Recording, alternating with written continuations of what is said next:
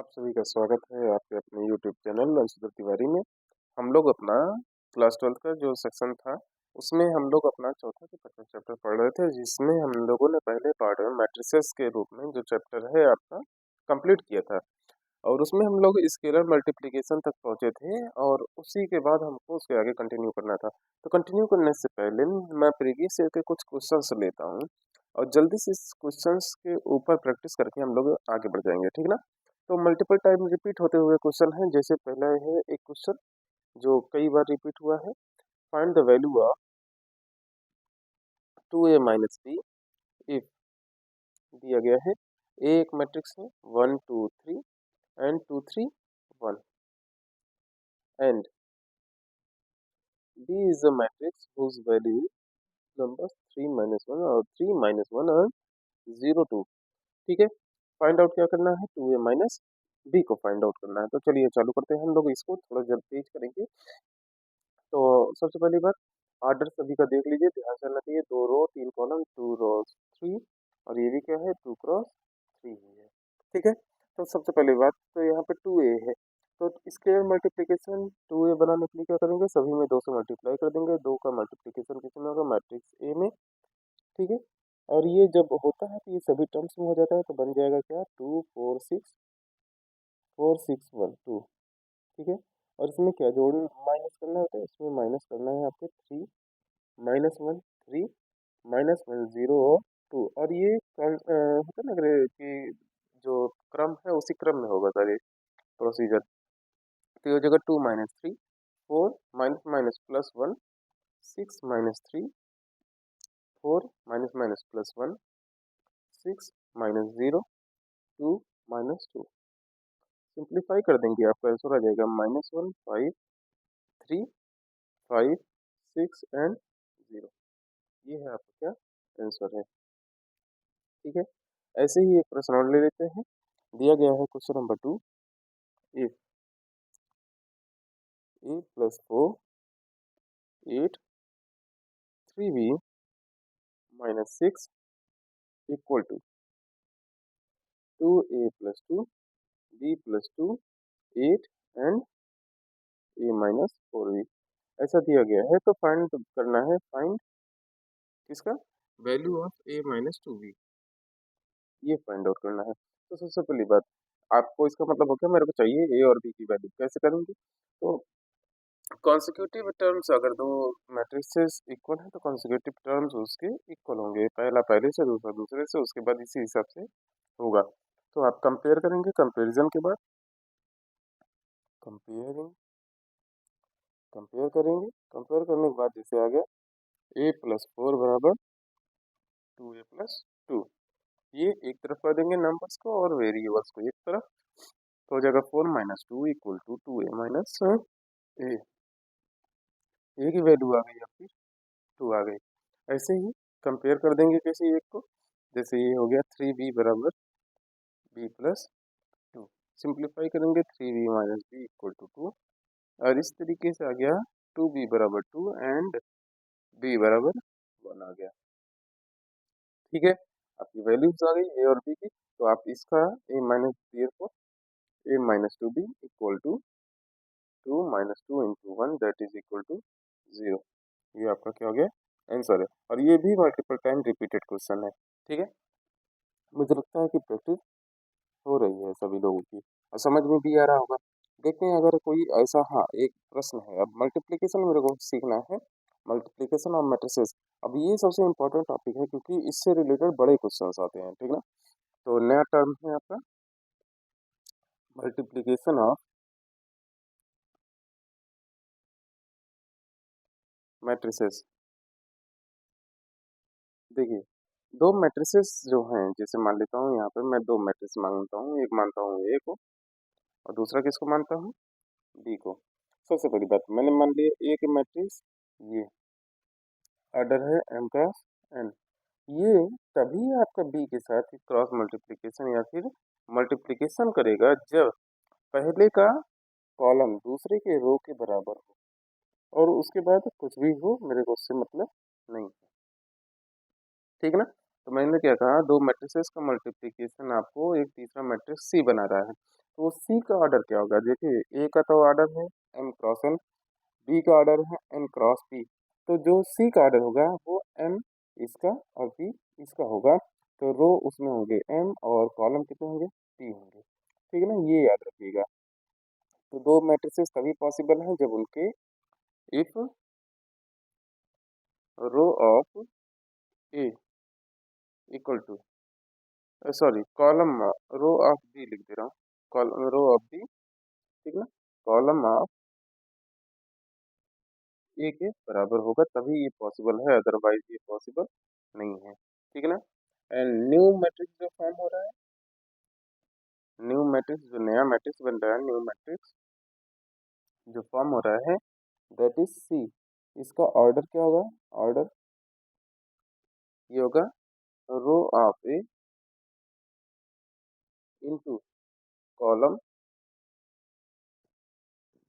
Of B. ठीक है ना, देख लीजिएगा इसको, नोट कर लीजिएगा सभी लोग, इसको जल्दी से तैयार हो जाएगा। अब हमने क्या करना है भाई, हमने प्रैक्टिस करना है कि कैसे हम लोग मल्टीप्लाई करते हैं। ठीक है, चलिए चालू करते हैं जल्दी से।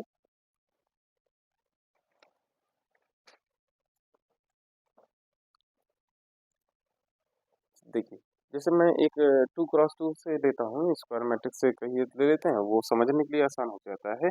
और समझने के लिए आसान इस प्रकार से हो जाता है कि हमने क्या करना है कि भाई एक पर्टिकुलर रो और कॉलम का हम लोग मल्टीप्लिकेशन करते हैं। जैसे मैंने एक सेट ले ली, एक मैट्रिक्स ले लिया ए, ठीक है, इसके अंदर ए बी सी डी ले लिया। एक मैट्रिक्स ले लिया बी, इसके अंदर एक्स वाई जेड एन ले लिया। मेरे को बनाना है इन दोनों का product, that is A cross B मेरे को चाहिए। कैसे करेंगे? सबसे पहले तो दोनों को लिख देंगे, ए बी सी और डी। अब इनको प्रोडक्ट करना है तो बीच में ऐसा डॉट लगा देंगे और ये एक्स वाई जेड और एन हो गया। ठीक, सबसे पहले तो आप ऑर्डर को देखेंगे 2x2 और इसका भी 2x2। पहला चीज आपको ये देखना है कि पहले वाले का कॉलम दूसरे वाले के रो के बराबर है कि नहीं। अगर बराबर है तो ये प्रोसीजर फॉलो करेगा, और जो नया वाला मैट्रिक्स मिलेगा उसका ऑर्डर क्या होगा? न्यू मैट्रिक्स का ऑर्डर होगा 2x2, जो कि यहाँ से बनता है। ठीक है, समझ में आएगा। चलिए, तो इसको करते कैसे हैं? तो पहले वाले का हम क्या करते हैं बेटा, रो लेते हैं, पहले वाले का क्या लेते हैं? रो। और दूसरे वाले क्या करते हैं? कॉलम लेते हैं। ठीक है, पहले वाले का रो, पहला एलिमेंट, देखिएगा कि ये क्या होगा, नया मैट्रिक्स जो बनेगा वो बनेगा ए का मल्टीप्लिकेशन एक्स के साथ, बीच में प्लस का सिंबल लगाएंगे, और दूसरे वाले का दूसरे वाले के साथ, यानी कि बी मल्टीप्लाई बाय जेड। ठीक है, और इसी हिसाब से फिर ये दूसरे हम कॉलम पे चले जाएंगे। तो ये पहला रो है ना, तो मैं पहले रो का पहला एलिमेंट, ये एलिमेंट पहला एलिमेंट है ना, वो पहले कॉलम से बनाता हूँ। पहले रो का दूसरा कॉलम का यूज करते हैं तो दूसरा एलिमेंट बन के तैयार हो जाता है। ये क्या होगा, A cross Y plus B cross N. ठीक है, इसी हिसाब से दूसरा रो जो है वो दूसरे आपके रो को क्रिएट करता है, और दूसरे रो का पहला कॉलम ये पहला एलिमेंट, और दूसरे रो का दूसरा कॉलम दूसरा एलिमेंट क्रिएट करेगा। ये हो जाएगा C into X plus D into Z. ठीक है, इसी हिसाब से C into Y plus D into N, ये आपका बन के तैयार होता है। ठीक ना, ऐसे हम लोग मल्टीप्लिकेशन करते हैं। तो मल्टीप्लिकेशन करने का प्रोसीजर कैसे समझा आपने, कि फर्स्ट का पहले वाले का किस क्या यूज करते हैं? रो यूज करते हैं। सेकंड वाले का क्या यूज करते हो? कॉलम यूज करते हैं हम लोग। ठीक है, रो के जो एलिमेंट है वो आप इसके एलिमेंट से मल्टीप्लाई करते हैं, और रिस्पेक्टिव आप जैसे पहले रो का पहला एलिमेंट, पहले कॉलम का पहला एलिमेंट, पहले रो का दूसरा एलिमेंट, पहले कॉलम का दूसरा एलिमेंट, ऐसे मल्टीप्लाई करके बीच में क्या करते हैं, सम का सिंबल, योग का सिंबल लगाते जाते हैं। उदाहरण के लिए जैसे हम लोग देखते हैं कि एक अपने पास ये उदाहरण है, मैं 3x2 का ले रहा हूँ। एक है अपने पास 1 0 5 -1 2 4 3 -2 और 6, और एक मैट्रिक्स दिया गया है बी। ठीक है, और आपको क्या है इसका वैल्यू 4 2 5 -1 -2 और 3। सबसे पहली बात यहाँ पर देखिएगा, इसका ऑर्डर क्या है, 3x3 है, इसका ऑर्डर क्या है, तीन रो हैं लेकिन कॉलम कितने हैं बेटा, दो कॉलम है, ठीक ना। तो सबसे पहली बात ये आपको ऑब्जर्व करना है कि ये पॉसिबल भी है कि नहीं। अगर मैंने आपसे कहा कि ए बी का मल्टीप्लिकेशन, तो भाई आप इसको मैच करेंगे और मैच करने के बाद आप तुरंत देखेंगे ये सेम है तो ये पॉसिबल है, ठीक ना। ये क्या है, पॉसिबल है। लेकिन अगर मैं कह दूं बी डॉट ए यानी कि बी का ए के साथ मल्टीप्लिकेशन, अगर बी का ए के साथ, तो दूसरे का दो और तीन ये बराबर है नहीं है, दो और तीन बराबर नहीं है, क्योंकि दो is not equal to three, इसलिए ये पॉसिबल नहीं है, ठीक ना। पहली बात तो ये आपने ऑब्जर्व करना है। तो जो पॉसिबल है आपने उसको करना है। तो सबसे पहले क्या किया मैंने, ए बी को लिया, दोनों के मैट्रिसेस को करीब करीब लिख दिया, that is one minus one और थ्री, जीरो टू और minus two, five four and six. अच्छा, एक चीज़ और बता दूं भाई कि इसका कोई डायरेक्ट कोई मेथड नहीं है, ये प्रैक्टिस बेस्ड चीज़ें हैं, ठीक ना। जितना अच्छे तरीके से आप प्रैक्टिस कर लोगे उतने अच्छे तरीके से आपको ये समझ में आ जाएगा। हमने क्या कहा, पहला रो पहला कॉलम लेकर चलिए भाई, फर्स्ट रो फर्स्ट कॉलम, पहला एलिमेंट पहले से, one multiplication by one multiply by four, दूसरा दूसरे के साथ plus zero multiply by two, तीसरा तीसरे के साथ plus five multiply by five. पहला रो का पहला कॉलम कंप्लीट हो गया, पहला रो का दूसरा कॉलम लेके जाएंगे, that is one into minus one plus zero into minus two plus five into three. दिख रहा है भाई, चलिए दिख रहा है। अब पहला रो तो अपना कंप्लीट हो गया, अब दूसरे रो पे पहुंचते हैं और दूसरे रो से यही सेम प्रोसीजर कर देंगे, minus one multiply by four plus two multiply by two plus four multiply by five. अब इसका इसके साथ minus one multiply by minus one plus two into minus two plus four multiply by three. दूसरा रो और दोनों column complete हो गया, तीसरा रो पहले कॉलम के पास जाओगे फिर दूसरे कॉलम के पास और बीच में प्लस सिंबल लगाते जाएंगे, रिस्पेक्टिव एलिमेंट्स का मल्टीप्लिकेशन करेंगे, ठीक है ना। तो ये हो गया three multiply by four plus minus two multiply by two and six multiply by five, ठीक है। मेरे ख्याल से ये समझ में आ रहा होगा आपको। अब इसी हिसाब से इसके पास जाएंगे, क्या हो जाएगा, three multiply by minus one plus minus two multiply by minus two plus six multiply by three, ठीक है। दिख रहा है ना भाई, हाँ चलिए दिख रहा है। तो अब इसको सिंप्लीफाई कर देंगे तो क्या आ जाएगा, इसको देखिएगा, ये हो गया फोर, ये हो गया जीरो प्लस, और ये फाइव फाइव जा ट्वेंटी फाइव, ये हो गया माइनस वन, ये हो गया प्लस जीरो, और ये हो गया फाइव थ्री जा फिफ्टीन, ये हो गया बेटा माइनस फोर, ये हो गया प्लस फोर, और ये हो गया आपका ट्वेंटी, ये हो गया प्लस का वन, ये हो गया माइनस का फोर, और ये हो गया प्लस का ट्वेल्व, ये हो गया ट्वेल्व, और ये माइनस का फोर और प्लस का थर्टी, और ये हो गया माइनस थ्री प्लस का ये हो गया फोर, और ये हो गया प्लस का फिफ्टीन। सिंप्लीफाई कर लेंगे, और सिंप्लीफाई करने के बाद मुझे लगता है कि आप लोग इसको समझ गए होंगे कि आपकी वैल्यू कितनी आने वाली, that is equal to 29, that is equal to 14, that is four four cancel, that is equal to 20। यहाँ पे आपका कितना हो गया भाई, बारह तेरह, तेरह में से चार गए नौ, ठीक है। और इसी तरीके से यहाँ पर देखिएगा बीस और तीस इसमें से घट गया, तो हो गया तुम्हारा बयालीस में से चार गया अड़तीस, 38, और ये हो गया अठारह चार बाईस, बाईस में से तीन गया, ये बना आपका 19। और इसका ऑर्डर कितना है बेटा, तीन रो है, कितने रोज हैं, R1 R2 और R3, थ्री रोज है, कॉलम C1 C2। तो ये है आपका है थ्री क्रॉस टू। देखिए आपने पहले ही बता दिया था कि आपका ऑर्डर क्या आने वाला है, थ्री क्रॉस टू, समझ में आया ना। तो हम लोग क्या करते हैं भाई, आपने इसी पर्टिकुलर प्रोसीजर को ध्यान रखना है, ठीक है। चलिए, अब हम लोग कुछ इसकी बेसिक प्रॉपर्टीज हैं उसको जल्दी जल्दी नोट कर लीजिएगा। पहली बात, ये जरूरी नहीं है कम्यूटेटिव लॉ, जैसे एक है ए बी, बी ए के बराबर हो भी सकता है और नहीं भी एग्जिस्ट कर सकता है, ठीक ना। तो इट में पॉसिबल,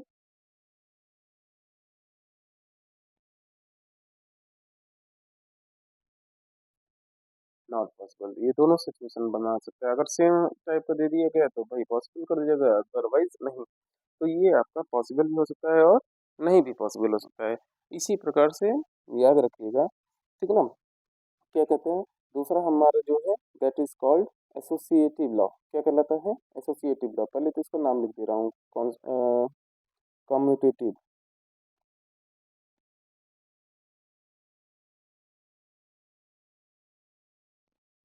कम्यूटेटिव लॉ, ठीक है। दूसरा है आपका एसोसिएटिव।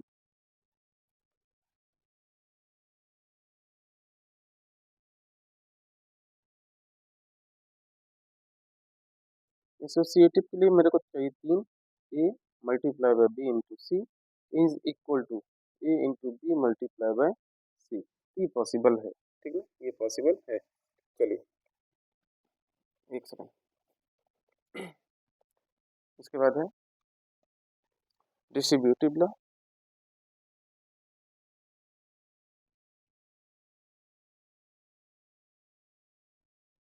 डिस्ट्रीब्यूटिव लॉ है, डिस्ट्रीब्यूटिव लॉ क्या कहता है कि ए का मल्टीप्लिकेशन है दो मैट्रिसेस के सम पे। एक मिनट सही है, हाँ ठीक है। That is equal to A B plus A C, ठीक है ना। ये भी आपका पॉसिबल है। अच्छा, एक चीज याद रखिएगा, किन्हीं दो मैट्रिसेस का मल्टीप्लिकेशन अगर शून्य हो रहा है, if A into B is equal to O, यानी कि नल मैट्रिक्स, ठीक ना, नल मैट्रिक्स बन रहा है, तो इट इज नॉट इम्पोर्टेंट, ये इम्पोर्टेंट नहीं है कि वन और मोर और बोथ मैट्रिसेस आर नल, ठीक ना।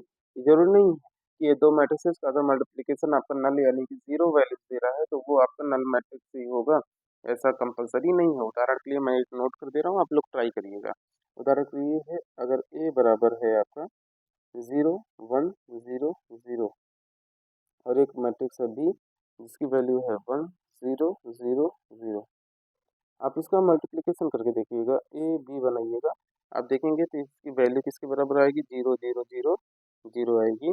तो ये जरूरी नहीं है आपका कि ये दोनों मैट्रिक्स आपके क्या है, मल्टीप्लिकेशन होने के बाद आपका सिंपल वही चीज देती। चलिएगा, अब आपका कुछ उदाहरण है और उदाहरण लेने के बाद जैसे हम लोग क्या करने वाले ना कि प्रीवियस ईयर क्वेश्चन है, जैसे सबसे आसान पहले बात तो ले लेते हैं। क्वेश्चन है आपका और ये 2022 का आया हुआ क्वेश्चन है। ए बराबर है 6 9 2 3। दूसरा बी है दैट इज 2 5 0 7 8 एंड 9। कह रहा है find A B, A B को फाइंड आउट करिए।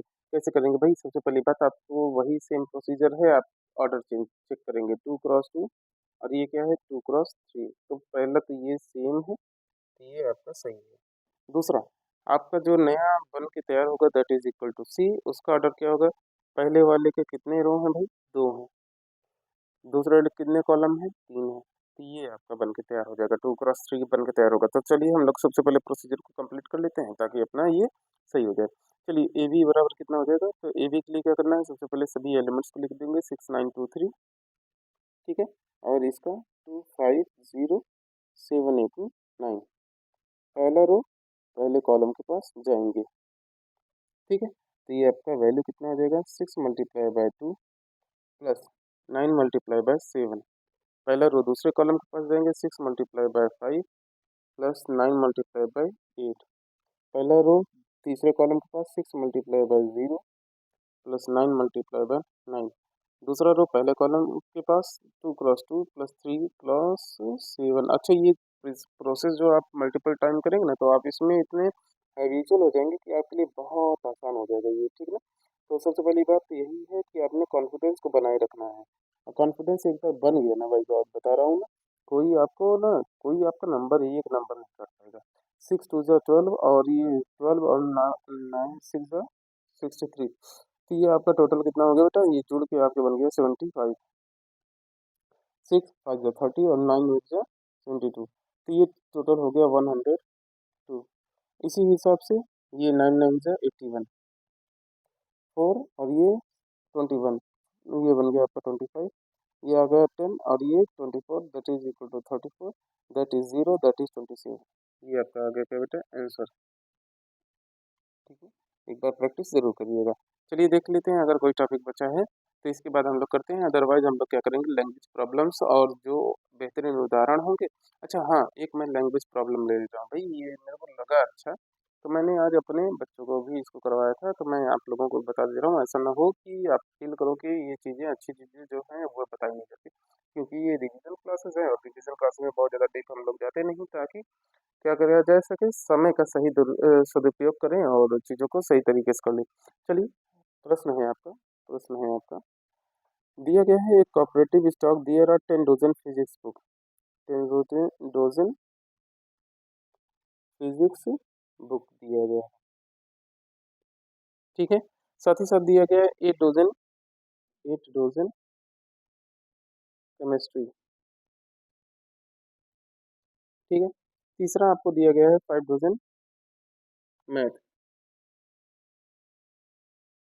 ये किताबें दी गई हैं कि कोई एक कोऑपरेटिव स्टॉक है जिसके पास इतने किताबों की संख्या है और किताबों को सेलिंग प्राइस जो है फिजिक्स बुक का है वो है 8 रुपये 30 पैसा पर बुक। केमिस्ट्री का है वो है 3 रुपये 45 पैसा और मैथ का है 4 रुपये 50 पैसा पर बुक। अब आपसे पूछ रहा है टोटल फाइनल सेलिंग कितना प्राइस होगा, सेल टोटल कितना होगा, वो आपने बताना है, टोटल कॉस्ट कितना मतलब मिलेगा। सबसे पहली बात जब मैं दो चीज़ों को आप तो डायरेक्टली कर सकते हो 10 डज़न को यानी कि दर्जन को संख्या में बदलोगे तो 120 हो गया, 12 8 96 हो गया, ठीक है ना? और इसी प्रकार से जब हम लोग तीसरा दैट इज़ 60 तीनों को कर लेंगे और सबसे पहली बात बेसिक अपना मैथमेटिक्स है। अब यहाँ पे मैट्रिक्स का मेथड उसने कह दिया है, रिस्ट्रिक्शन लगा दिया, रिस्ट्रिक्शन लगाएगा तो भाई आपने मैट्रिक्स के थ्रू ही करना है, आपको आंसर भले पता है कि क्या आना है, लेकिन यूज़ कौन सा मेथड यूज़ करना है भाई, मैट्रिक्स का यूज़ करना है। कैसे करेंगे अब इसकी बात करते हैं। तो ऐसे सिचुएशन में आपने क्या करना है, मैट्रिक्स को यूज़ करने के लिए आपने करना है मल्टीप्लीकेशन। मल्टीप्लीकेशन में दो क्वांटिटीज हैं, एक जगह है नंबर्स संख्या और दूसरा क्वांटिटी है दैट इज रेट। तो क्या करना है, सबसे पहली बात आपने दोनों क्वांटिटीज को बना लेना है। तो एक को अगर रो बनाते हो दूसरे को कॉलम में कन्वर्ट कर दीजिएगा। जैसे मैंने पहले बुक को क्या ले लिया, रो में ले लिया 120 96 एंड 60 और दूसरा रेट को मैंने कॉलम में ले लिया 8.30 3.45 और 4.50। अब देखिएगा मेरा ये ऑर्डर कितना है, इसका ऑर्डर है कितने रो है भाई, एक है, कॉलम कितना है, तीन है, इसमें तीन रो है और कॉलम कितना है, एक है। ये देखिए सबसे पहले इसको देखिएगा और उसके बाद आपका जो बनेगा वैल्यू वो बनेगा जो भी वो 1 क्रॉस 1 यानी कि उसके अंदर एलिमेंट्स कितने होंगे, वन एलिमेंट होंगे, कितने, वन एलिमेंट और वही आपका फाइनल कॉस्ट होगा, ठीक ना, फाइनल आंसर होगा। चलिए तो बात करते हैं, सबसे पहली बात ऐसा जब भी रहेगा तो याद रखिएगा एक को आप रो में, एक क्वांटिटी को रो में रखोगे दूसरे को कॉलम में और पहला जो मल्टीप्लिकेशन करना होता है ए बी के फॉर्म में उसमें ए को हमेशा रो वाला मैट्रिक्स लेंगे और बी को हमेशा कॉलम मैट्रिक्स लेंगे तभी आपका आंसर आ जाएगा, ठीक ना, कॉलम मैट्रिक्स लेंगे तभी आपका आंसर आएगा। अगर नहीं लेते हैं तो फंस जाएगा भाई प्रश्न आपका। चलिए मल्टीप्लिकेशन करते हैं और डायरेक्ट मल्टीप्लिकेशन करने के बाद आपका जो वैल्यूज आते हैं वो कितना आता है अभी, वो आ जाएगा 8.30 multiply by 120 plus 3.45 multiply by 96 plus 4.5 multiply by 60। Bread को क्लोज करेंगे, सिंप्लीफाई करेंगे, इसकी आ जाएगी 996, इसका आ जाएगा 331.0 और इसका आ गया 270। सिंप्लीफाई कर देंगे तो सिंप्लीफिकेशन के बाद आपकी वैल्यू आ जाएगी that is equal to 1597.20 rupees, ठीक ना। ये है आपका आंसर फाइनल। तो ऐसे क्वेश्चंस जो कि लैंग्वेज प्रॉब्लम के हैं उनको भी आप लोग करेंगे भाई, ऐसा नहीं है कि आपने छोड़ना है, ठीक है। चलिएगा अब एक नया टर्म है that is called transpose of matrix. क्या कहलाता है भाई, ट्रांसपोज। चलिए ट्रांसपोज को सीख लेते हैं और ट्रांसपोज के बाद हम लोग किसी मैट्रिक्स को कैसे उसके सिमेट्रिक और इसके सिमेट्रिक वो सारी प्रोसीजर भी सीख लेते हैं जल्दी से जल्दी। सबसे पहली बात ट्रांसपोज क्या होता है,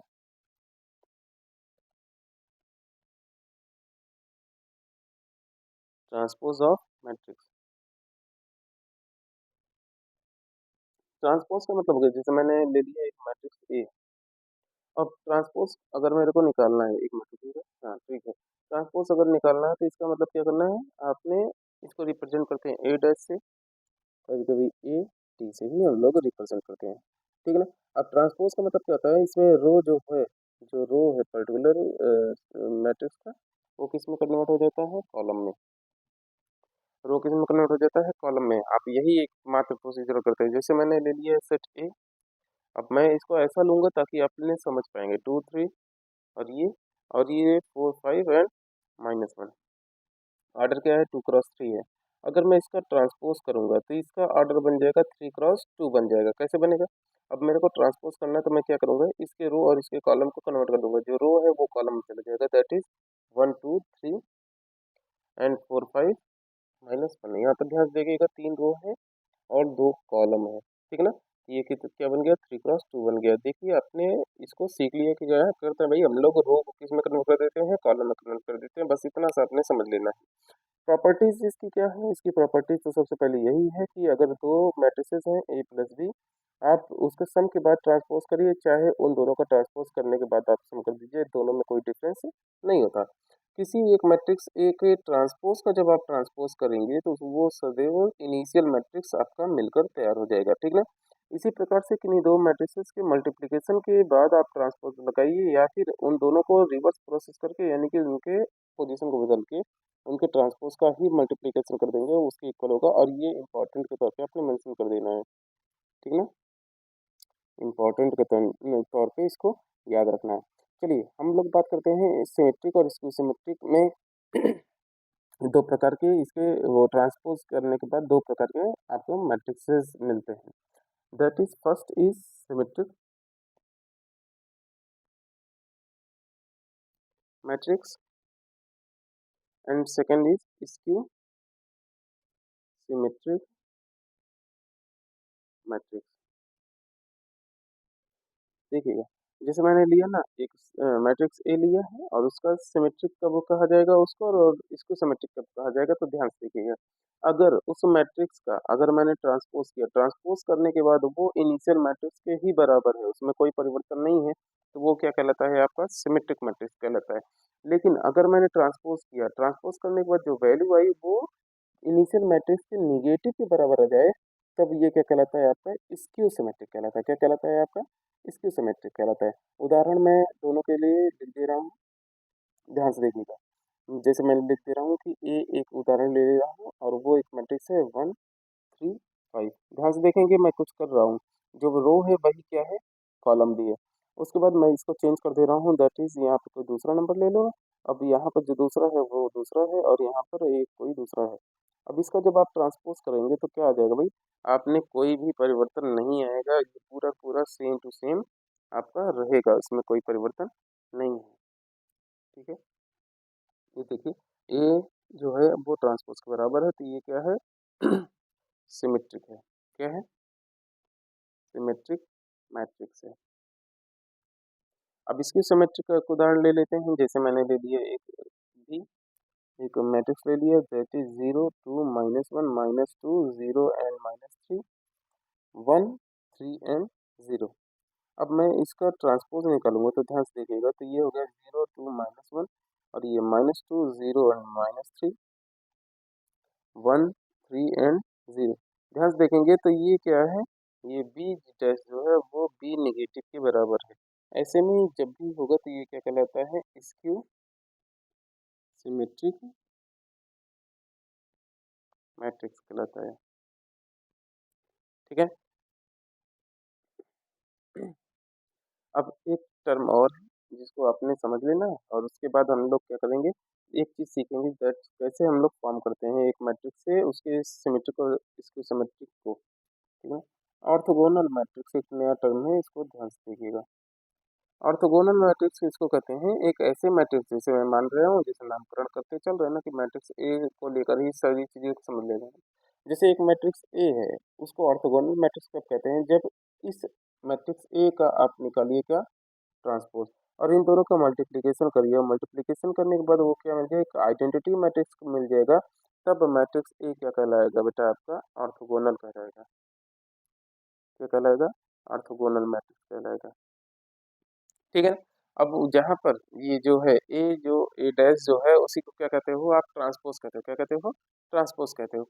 अब यहीं पे मेरे को समझाना था कि कैसे मतलब एक मैट्रिक्स जो है ना, एक स्क्वायर मैट्रिक्स को हम लोग कैसे रिप्रेजेंट करते हैं या कैसे फॉर्म करते हैं उसके सिमेट्रिक और इसको सिमेट्रिक के फॉर्म में। चलिएगा, एक मैट्रिक्स ए लेना है, ठीक ना, एक मैट्रिक्स ए लेना है, ठीक है। अब मैट्रिक्स ए से आप बनाइए, फॉर्म करना है आपको सिमेट्रिक मैट्रिक्स और इसकी सिमेट्रिक मैट्रिक्स। कैसे होता है अब इसको देखिएगा, ठीक है ना, कैसे हम लोग रिप्रेजेंट करते हैं, कैसे बनाते हैं सिमेट्रिक और इसको सिमेट्रिक। आप क्या करिए, सबसे पहली बात उस मैट्रिक्स का आप लोग निकाल लीजिए ट्रांसपोज। क्या निकाल लेंगे? ट्रांसपोज। अगर ट्रांसपोज निकालने के बाद उस मैट्रिक्स में, इनिशियल मैट्रिक्स में आप उसके ट्रांसपोज को जोड़ दीजिए, तो जो बनेगा वो बनेगा क्या, एक सिमेट्रिक मैट्रिक्स मिलेगा। और अगर अगर अगर अगर उस मैट्रिक्स में आप क्या कर दीजिए, उसके मैट्रिक्स घटा देंगे, जो नया मैट्रिक्स बन के तैयार होगा वो क्या मिलेगा, एक स्क्यू सिमेट्रिक मैट्रिक्स मिलेगा। उदाहरण के तौर पर मैं ले ले रहा हूँ, जैसे मैं अगर बेसिक तौर पर उदाहरण ले ले रहा हूँ, अगर आप लोग कहो तो ऐसा ढूंढो जो कि परीक्षा में आया हुआ प्रश्न है। तो चलिए उदाहरण ले लेते हैं, एक मैट्रिक्स ए है, ठीक है। और मैट्रिक्स ए से हम लोग क्या बनाने वाले हैं, जैसे कि मैट्रिक्स ए है that is equal to 1 - 6 and 4, 3 8 and 6 and 5 3 and 5। ये मेरे पास ए है। अब मेरे सबसे पहले इसका सिमेट्रिक और इसको सिमेट्रिक इस मैट्रिक्स की सहायता से बनाना है। कैसे बनेगा, सबसे पहले क्या करना है, अपने ट्रांसपोज निकालना है। रो को कॉलम में कन्वर्ट कर देंगे, 1 3 and 5 आ गया, -6 8 and 3 आ गया, 4 6 and 5 आ गया। सबसे पहले आप इन दोनों को जोड़ेंगे, तो जोड़ने पे क्या आ जाएगा, ए प्लस ए डैश, ठीक है। एक है ए प्लस ए डैश को जोड़ेंगे तो क्या बन जाएगा आपका, देखिएगा मैं लिख दे रहा हूँ, 1 - 6 4 3 8 and 6 5 3 and 5। इसमें किसको जोड़ रहे हैं, इसके ट्रांसपोज को, that is 1 3 and 5 -6 8 and 3 4 6 and 5।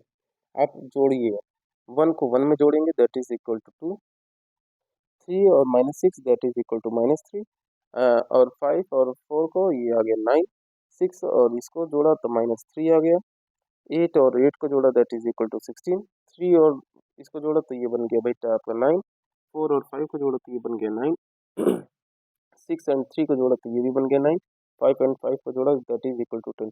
आप अब देखिए, जो रो है वही कॉलम है, जो रो है वही कॉलम है, जो रो है वही कॉलम है। तो ऐसे सिचुएशन में ये क्या बन गया, एक सिमेट्रिक बन गया। अब इसका डिफरेंस निकालते हैं, ए minus A dash.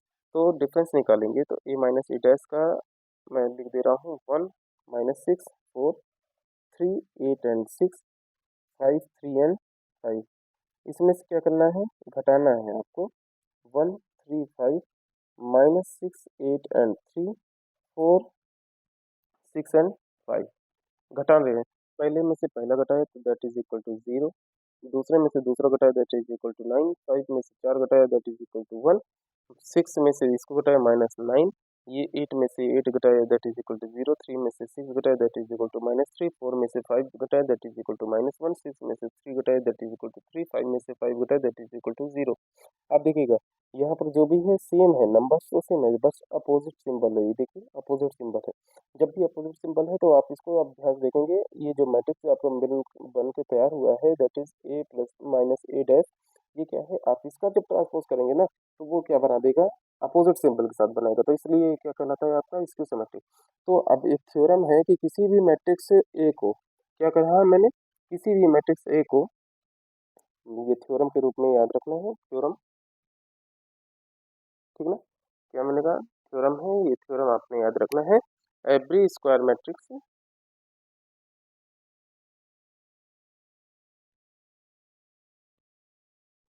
Is expressible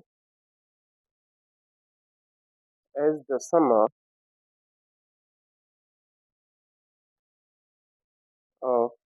symmetric